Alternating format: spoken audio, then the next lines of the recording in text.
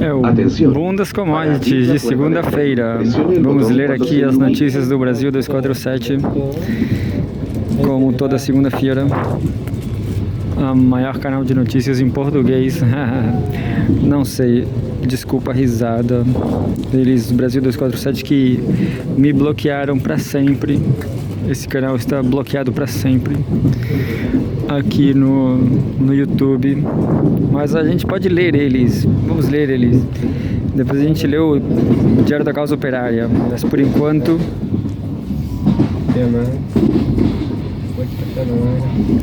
se eu tivesse grana eu pagava, eu assinava, sei lá, eu não sei.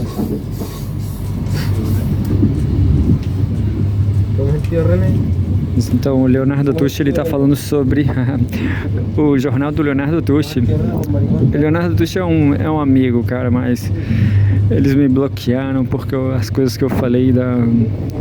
Qual o nome? Eu até esqueci o que eu falei. Eu não sei porque eles me bloquearam. Mas vamos ler aqui sobre o Brasil.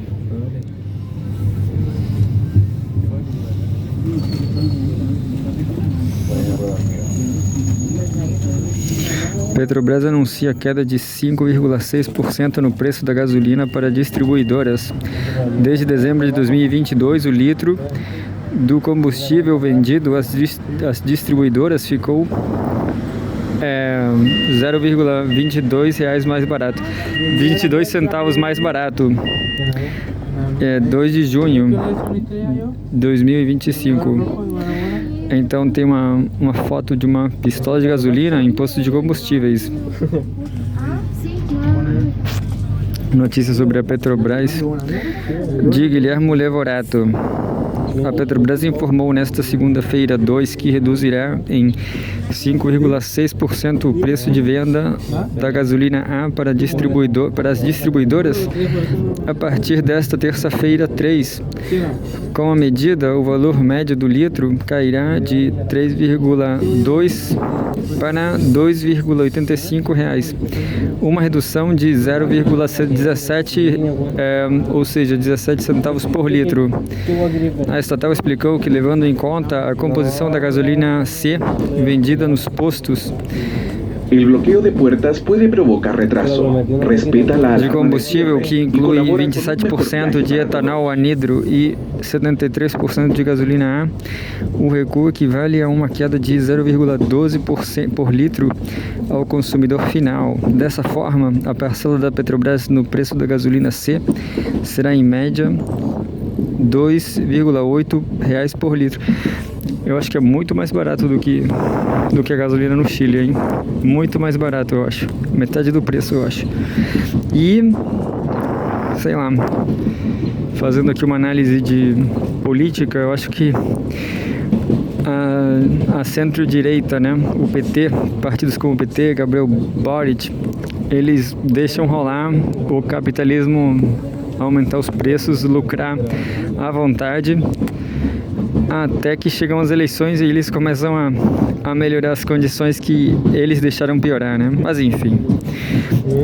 Continuando, a empresa também destacou que desde dezembro de 2022 o valor repassado às distribuidoras sofreu uma retração total de 22 centavos por litro, ou 7,3%. Corrigida pela inflação acumulada no período, a queda real seria ainda maior, 60 centavos por litro, o que corresponde a uma diminuição de 17,5%.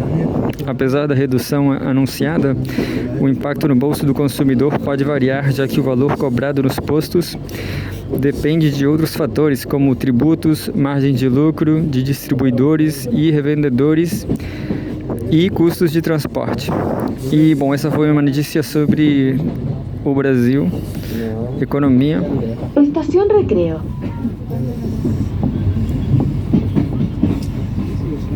Rapidamente vamos para uma segunda notícia que fala Home Economia. Entre aspas, calibragem do IOF requer, entre aspas, correção dos desequilíbrios do sistema financeiro, diz Haddad.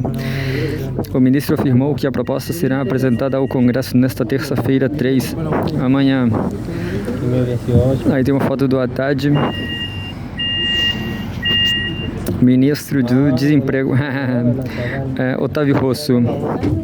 247. O ministro da Fazenda, Fernando Haddad, do PT, afirmou nesta segunda-feira 2 que eventuais alternativas à elevação do imposto sobre operações financeiras IOF devem envolver ajustes mais amplos no sistema financeiro.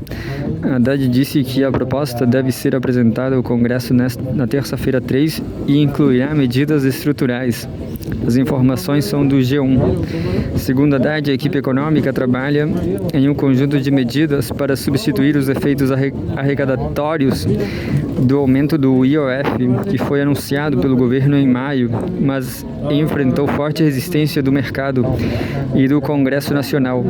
Abre aspas, se houver qualquer calibragem do IOF, vai ser no âmbito de uma expansão da correção dos desequilíbrios existentes hoje nos tributos que dizem respeito às finanças, fecha aspas, afirmou o ministro. Questionado sobre quais medidas podem compor o novo pacote, Haddad evitou antecipar detalhes, mas sinalizou que a solução poderá incluir o retorno de propostas mais amplas e duradouras, abre aspas. Eu tenho duas alternativas. Uma é com uma medida regulatória resolver o problema de forma paliativa para cumprir as metas do ano. A outra, que interessa mais à Fazenda, é voltar para as reformas estruturais. Em 2023, várias foram feitas. Nós ganhamos nota com as agências de risco, ganhamos prestígio, os investimentos voltaram, disse. Vamos ler o final depois que eu descer aqui agora.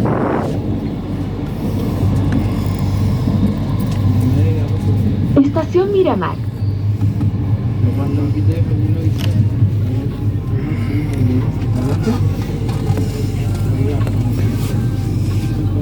Permiso.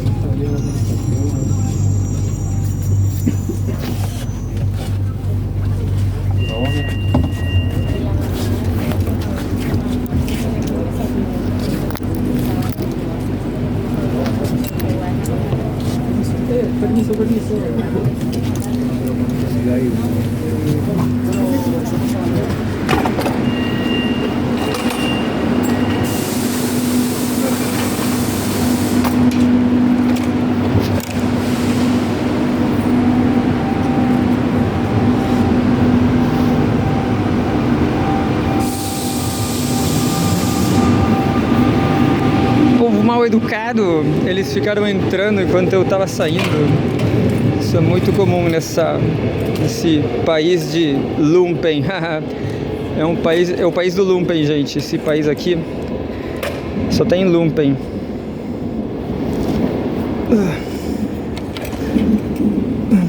Vamos ler mais Brasil 247 aqui, da estação Miramar, desse país lumpen.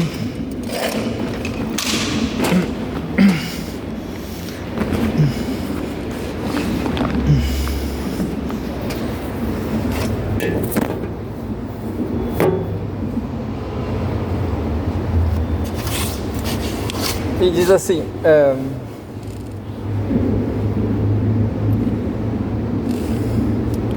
após o anúncio inicial,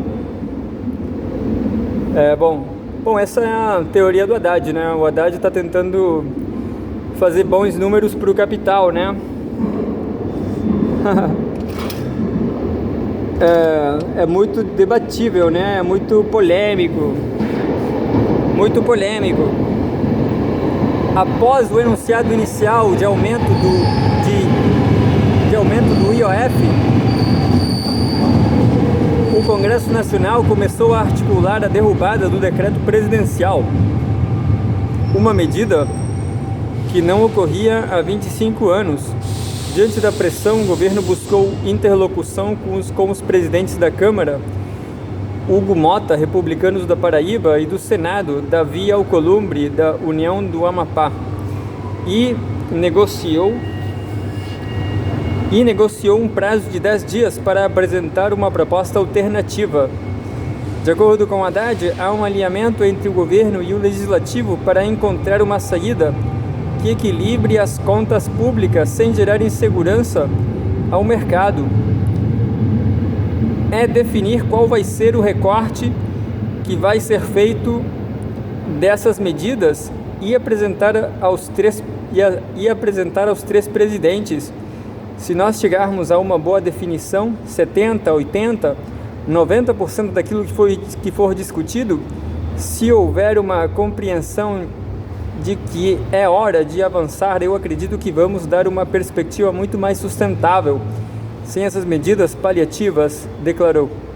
O ministro afirmou que não abrirá mão das metas estabelecidas pela Fazenda e que o Congresso tem o mesmo entendimento.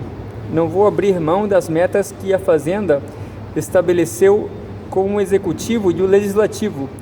O que tiver que fazer, eu vou fazer. Mas o que prefiro são soluções estruturais. Se o Congresso diz que quer isso também, vamos fazer. Fecha aspas. O ministro também demonstrou otimismo em relação ao ambiente político para a aprovação de reformas mais profundas. Abre aspas, eu já estava muito confortável com o debate com os líderes. Hoje estou muito mais. Temos uma oportunidade de fazer as reformas necessárias para o país continuar gerando emprego, caindo o juro, que é o que o Brasil precisa, afirmou. Eu vou repetir o que o Rui Costa Pimenta sempre fala, de que o desemprego no Brasil deve ser de 10%, né? Não é 6%. É muita gente que está desalentada, entendeu?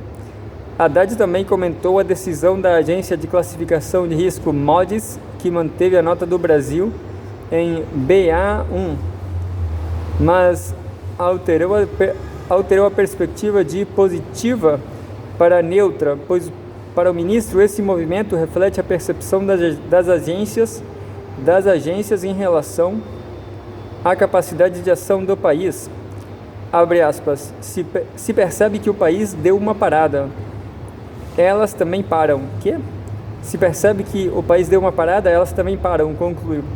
Bom, essa foi a segunda notícia do Brasil 247.